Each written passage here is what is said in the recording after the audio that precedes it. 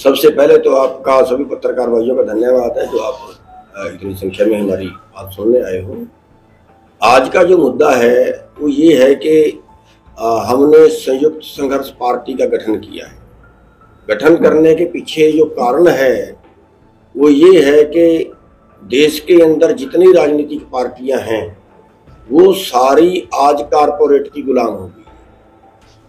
खासतौर पे जितनी आज तक सत्ता में पार्टियां रही, किसी ने जो निचला तबका है, गरीब है, किसान है, मजदूर है, रिक्शे वाला है, रेडी फड़ी वाला है, दुकान वाला है, उनके बारे पॉलिसी नहीं बनाई, कारपोरेट के बारे सारी पॉलिसियां बनी। और आज देश की जो हालत है वो राजनीति का व्यापारीकरण हो गया है। पैसे से सत्ता और सत्ता से पैसा, यानी या तो चौधर के लिए राजनीति करते हैं या पैसा कमाने के लिए राजनीति करते हैं। और इस तरह की नीति रखने से देश की आज जो पोजीशन है वो ये हो गई है कि आज 23 करोड़ लोग देश में ऐसे हो गए हैं जो 2 वक्त की रोटी खाने में सक्षम नहीं है। 80 करोड़ लोग ऐसे हो गए हैं जो सरकार के रेमो कर्म पे, सरकार की भीख पे जिंदा है। आज शिक्षा का व्यापारीकरण है, आज स्वास्थ्य का व्यापारीकरण है, आज खेती का भी व्यापारीकरण कर चले थे। तो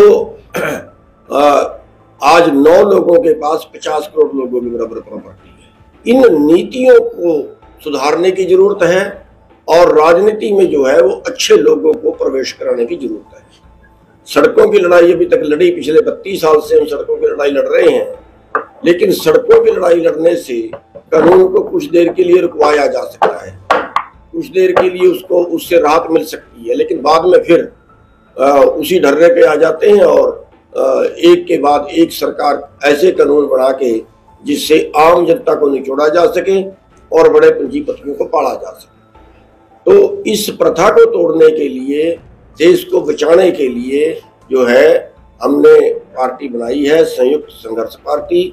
और इसमें आपके माध्यम से हम सारे भाइयों को संदेश ये देना चाहते हैं कि जो लोग अपने देश को बचाने के लिए राजनीति करना चाहते हैं, बहुत से लोग तो पैसा कमाने के लिए या चौधर करने के लिए राजनीति करना चाहते हैं, लेकिन हमारा कहना है कि जो लोग देश को बचाने के लिए राजनीति करना चाहते हैं उन सबको एक मंच पे आना चाहिए, उन सबको सहयोग करना चाहिए, उन सबको पार्टी ज्वाइन करनी चाहिए। तो इसलिए जो है हमने इस पार्टी का गठन किया है, जिसपे अभी काम शुरू कर दिया है और आज उसकी पहली कॉन्फ्रेंस हम आपसे कर रहे हैं। तो जिला वाइज हरियाणा के सभी जिलों में एक एक राउंड करेंगे। तो ये आज से शुरू कर दिया है और आपके माध्यम से हम एक संदेश लोगों को देना चाहते हैं कि ये पार्टी गरीब लोगों के लिए, आम जनता के अधिकारों को सुरक्षित रखने के लिए बनाई गई है। सड़क की लड़ाई भी जारी रहेगी और विधानसभा संसद की लड़ाई भी जारी रहेगी। तो राम सिंह जी, आज हाई कोर्ट की दिए हुए समय सीमा का अंतिम दिन है, लेकिन हरियाणा सरकार कह रही है कि हम रास्ते नहीं छोड़ेंगे, बल्कि धारा 155 भी लगा दी है। पहली बात तो मेरी बेनती ये है कि आप जिस मुद्दे पे हम आए हैं प्रेस कॉन्फ्रेंस करने, क्योंकि मुद्दा फिर भटक जाता है। आपके सवालों का जवाब भी मैं दूंगा, लेकिन उसका अच्छा है कि आप लास्ट में ले लें। ये कौन से संविधान में लिखा है कि किसान संगठनों का काम राजनीति में आना नहीं है? आप इतिहास उठा के देखिए। देश को आजाद कराने में सबसे ज्यादा जो योगदान है वो किसान वर्ग का है या मजदूर वर्ग का। देश को आजाद रखने में, यानी कि अगर हम सेना की बात करें, सेना में सबसे ज्यादा जो है वो किसान वर्ग से है, मजदूर वर्ग से है। आप अगर आंतरिक सुरक्षा की बात करें, पुलिस में ज्यादा किसान वर्ग से हैं या मजदूर वर्ग से। किसी अंबानी, अडानी, टाटा, बिरला का बेटा या जो ये बड़े बड़े राजघराने हैं, परंपरागत राजघराने हैं, जिसको हम कहते हैं कि राजनीति तो उनको करनी चाहिए जिन्होंने देश को लूट के अपने परिवार पाले हैं, जिन्होंने देश को लूट के अरबपति खरबपति बने हैं। हमारे दिमाग में भावना है कि राज उनको करना चाहिए। ये उन लोगों द्वारा फैलाई गई एक भ्रांति है। राज में तो आना ही किसान मजदूरों को चाहिए। क्यों?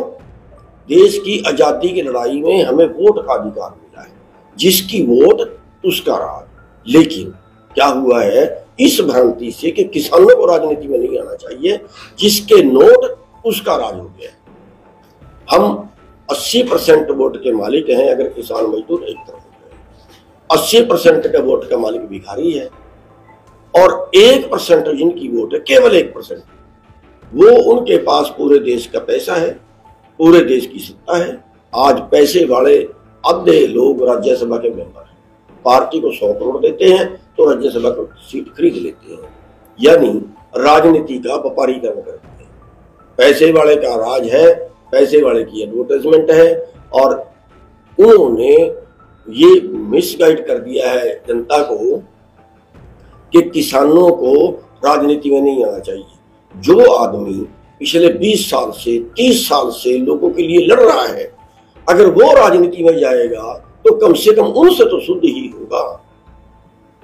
ये इस बात का तो कोई अर्थ ही नहीं निकलता कि किसानों को राजनीति में नहीं जाना चाहिए। जो लोग ये कहते हैं वो लोग किसी न किसी राजनीतिक पार्टी से जुड़े हुए हैं, और उनको ये सोचते हैं कि अगर ये लोग राजनीति में आ गए तो फिर ये कुछ करके दिखा देंगे, और जब दोनों के काम का कंपटीशन होगा, परंपरागत राजनीति राजघराने और जो किसान राजनीति में जाए उनके जब काम का कंपटीशन होगा तो फिर जनता एकदम बदल कर दिमाग बदल जाएगा। इसलिए किसान राजनीति में नहीं आना चाहिए, ये वो भ्रांति है।